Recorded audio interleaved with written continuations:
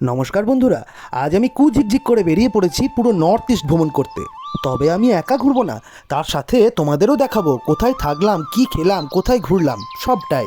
গুয়াহাটি স্টেশনে নেমে আমরা এখন চলে যাব আমাদের ফার্স্ট ডেস্টিনেশন হোটেল ডাইনেস্টিতে, যেটি ছিল 4 স্টার। হোটেলের ভেতরটি ছিল বেশ সুন্দর। এখন আমরা চলে যাব ব্রেকফাস্ট করতে। আজ আমরা যাব মা কামাখ্যার দর্শনে, তাই করব সম্পূর্ণ ভেজ ব্রেকফাস্ট। চলো তোমাদেরও দেখিয়ে দিই ভেজ ব্রেকফাস্টে কি কি রয়েছে। ইডলি, সাম্বার, তার সাথে ডাল বড়া, তার সাথে পরোটা, ঘুগনি, আরও কত রকম আইটেম।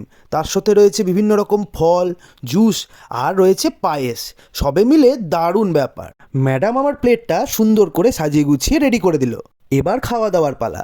প্রথমে ইডলিটা খেয়ে আমার দারুণ লাগলো, তারপর ডাল বড়াটা খেয়ে আমার বেশ ভালো লাগলো না। তারপর খেলাম উপমা, সেটাও বেশ ভালো ছিল।